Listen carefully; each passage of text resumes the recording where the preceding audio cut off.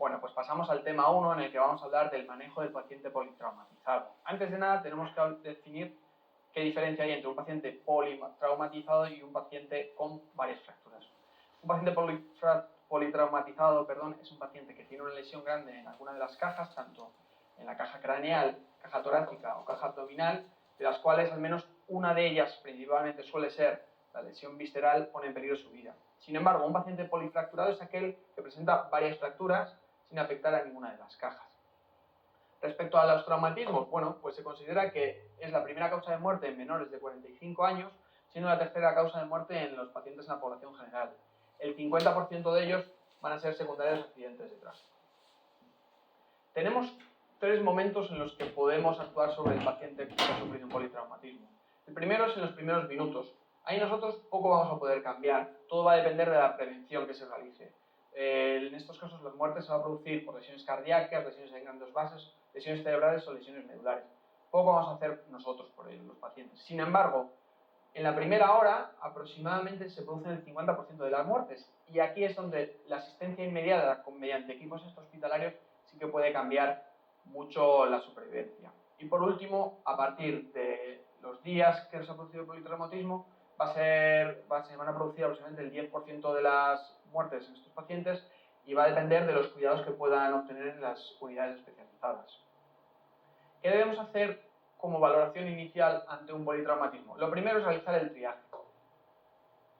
Para ello vamos a conocer tanto las necesidades terapéuticas que tiene el paciente como los recursos disponibles que vamos a tener nosotros. Es de especial interés a la hora de enfrentarnos a situaciones en las que tenemos varias víctimas y tenemos que realizar una clasificación de cuáles son la ayuda que nosotros vamos a poder otorgarle a esos pacientes con los medios que tenemos. Bueno, ya los conocéis, esto no hace falta mencionarlo, los niveles de triaje desde el 1 hasta el 5. Es importante tener en cuenta que cuando nos encontramos realizando una valoración inicial es importante conocer cuál ha sido el mecanismo del accidente. En Canarias 2013 se preguntó esta pregunta. En el abordaje asistencial del paciente politraumatizado se añade la contestación incorrecta. Se considera politraumatizado a todo herido con lesiones múltiples, simultáneas y que conlleven riesgo vital. ¿Vale? Es importante considerar el mecanismo lesional. ¿Vale? En pacientes inconscientes, colocación de cánulas faríngeas para asegurar la vía aérea, me parece bien. Y la cuarta, en un accidente con varios heridos es prioritaria la asistencia de pacientes probablemente inviables. Pues nada, obviamente la atención prioritaria debe ser aquellos pacientes a los que nosotros vamos a poder ayudar, a aquellos pacientes que sean viables. Vamos a hablar de la actuación ABCD, ¿vale? La conocemos todos: A, vía aérea; B, respiración; C, circulación; D, déficit neurológico; y la E es la exposición. Vamos a ir hablando uno de ellos. Lo primero, en la vía aérea. Vamos a hablar de permeabilidad y de control de la columna cervical. Lo que tenemos que hacer es descartar que exista una obstrucción.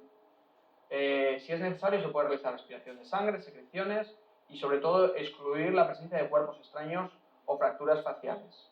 En caso de que exista mucha secreción de vía aérea, es decir, sangre o mocos, puede ser indicado realizar una intubación o al menos una colocación de una cánula de un tubo de Guedel para asegurarnos que la vía aérea es permeable. Se puede realizar la maniobra de elevación del mentón, siempre evitando movilizar el cuello. En aquellos casos en los que nosotros tengamos posibilidad, podemos plantear la colocación de un collarín que nos dé un poco de seguridad en el traslado del paciente. Una pregunta que se podría realizar y que sería muy fácil de contestar sería: ¿cuál de las siguientes opciones se considera un criterio de intubación?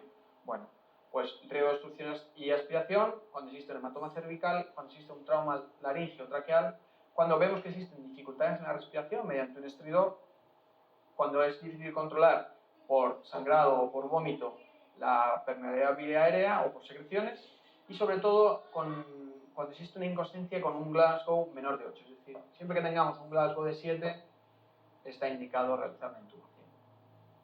Vale, una vez que ya hemos hablado de la A, pasamos a la B. La B es del breathing, pero no es solamente escuchar la respiración, sino que también mirar si existe look, mirar si existe contracciones torácicas, escuchar la respiración y sentirla, ¿vale? Vamos a ver si la movilización es tanto unilateral como bilateral, porque sabemos que hay muchas patologías como un neumotórax a tensión, que nos va a permitir solo ventilar uno de los pulmones, y tenemos que tener un poquito en cuenta la frecuencia respiratoria. Si hay una frecuencia respiratoria menor de 10 o mayor de 35, puede existir alguna de estas patologías que hablábamos. Si tenemos posibilidad, siempre oxígeno alto de flujo, aunque pensemos que en un primer momento no la necesita. Si un paciente está respirando con un solo pulmón, le podemos ayudar con un oxígeno alto flujo y así nos aseguramos que al menos el poco aire que entre esté oxigenado. Así pasamos a la opción C, en la que vamos a controlar la circulación y el control de la hemorragia. Vamos a inspeccionar el pulso y el relleno capilar. Me parecería una pregunta muy buena preguntar en cuánto tiempo tenemos que ver cómo la sangre vuelve a llenar el dedo, que es como se suele hacer el relleno capilar, pues serían 2 segundos. Hay que buscar también si existe algún cambio en la coloración de la piel o de sudoración, porque estos son signos de mala perfusión tisular. Y en este momento sí que nos centramos en las hemorragias externas de gran calibre que podemos tener. Incluso en el caso de que haga falta se puede realizar una colocación de un torniquete. Si estamos en medio hospitalario y tenemos acceso a realizar una ecografía y una medición de la tensión arterial, estaría indicado. Si podemos obtener una vía venosa, está indicado 2 vías venosas de vuestro calibre, por ejemplo 18. Y en caso de que estemos en medio hospitalario, podemos realizar una reperfusión mediante un Ringer lactato o mediante suero fisiológico, y si estamos fuera del hospital, al menos realizar una elevación de las piernas para asegurarnos de que el gasto cardíaco se mantenga estable. En este momento en el que nosotros nos demos cuenta que hay una parada cardiorrespiratoria, estaría indicado realizar la RCP de la que hablábamos previamente. Pasemos ahora a la opción D de disability. En este caso nos interesa ver cuál es el déficit neurológico en caso de que existiera. Vamos a hablar siempre del Glasgow, que todo el mundo lo pone en el informe y lo solemos poner un poquito rápido, siempre ponemos 15 sobre 15, aunque a veces estaría bien revisarlo para saber si es correcto, así que vamos a plantearnos. Repasamos la escala Glasgow muy rapidito. Como regla mnemotécnica, vamos a ver los tres ítems. Respuesta ocular mediante la apertura de ojos, como ojos tiene 4 letras, 4 puntos. Respuesta verbal, como verbo tiene 5 letras, sería un máximo de 5, un mínimo de 1. Y la respuesta motora que tiene 1, 2, 3, 4, 5 y 6. Por lo tanto, pasaría desde el 6 hasta el 1, ¿vale? Ojos, verbo, motora. Bueno, la respuesta ocular, en caso de que sea una apertura ocular espontánea, serie 4, cuando hay una apertura de estímulos verbales 3, apertura ante los ojos 2, y cuando no existe ninguna apertura, sería una escala de 1. Le vamos a sumar ahora la respuesta verbal. Siempre que el paciente se encuentre orientado, 5 puntos. Si el paciente está confuso, 4. Si la verbalización es inapropiada, 3. Si es incomprensible, 2. Y si no existe, 1. Y por último, motora. Cuando el paciente obedece nuestras órdenes, un 6. Cuando localiza al menos el dolor, 5. Cuando realiza un movimiento de retirada ante el dolor, 4. Cuando existe una flexión anormal, 3. Extensión anormal, 2. Y si no hay respuesta, 1. Pues con esta sistemática conseguiríamos el nivel. Como hemos hablado del Glasgow, me parece interesante introducir el concepto del traumatismo craneoencefálico. Sabemos que existe un golpe en la cabeza y que, bueno, la mayoría de ellos son leves, asintomáticos, simplemente van a causar mareo y cefalea, en algún caso alguna heridita, algún scalp. Se considera que el Glasgow debe ser mayor de 12. En aquellos traumatismos craneoencefálicos moderados, el Glasgow va entre 12 y 9. Bueno, en estos casos sí que suele aparecer algo de cefalea. Se ve a veces en las intoxicaciones con alcohol o con drogas y puede causar convulsiones y vómitos. Y en el caso de los traumatismos craneoencefálicos, la evaluación mediante el Glasgow suele ser menor de 9. Aparte de menor de 9, en caso de que en unas reexploraciones repetidas, separadas mínimo media hora, una hora, el Glasgow cae 2 puntos, se considera que es un traumatismo craneoencefálico grave que hay que tener muy en cuenta y vigilar, ¿no? En Canarias 2013 preguntaron en la valoración de la gravedad del paciente con traumatismo craneoencefálico según la escala de Glasgow, la respuesta correcta es traumatismo craneal leve, pacientes con un Glasgow de 8 o menos, no, falso. Sabemos que los leves son mayor de 13. Traumatismo craneal moderado, pacientes con Glasgow de entre 9 y 12, parece correcto.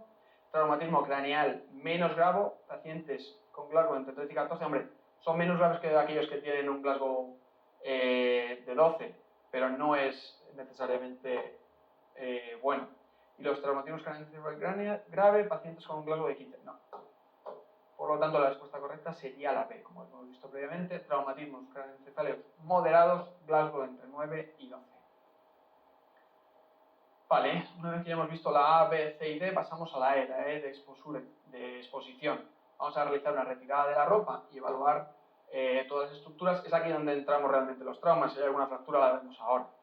En caso de que sea posible, realizamos una toma de temperatura y luego tenemos la deferencia de tapar al paciente para evitar que haya pérdida de temperatura.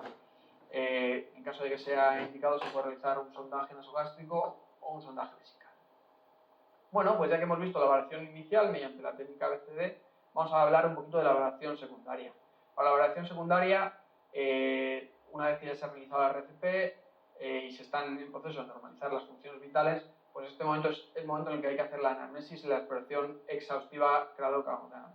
Hay que realizar pruebas complementarias, por eso decía que este es el momento en el que entramos los traumas, aquí es cuando se realiza alguna radiografía, y tener en cuenta que siempre que se vaya a realizar un transporte y movilización, por favor siempre en bloque. En caso de que tengan collarines, también lo podemos mantener el collarín hasta que una vez que hemos realizado una serie radiográfica completa, lo mantenemos.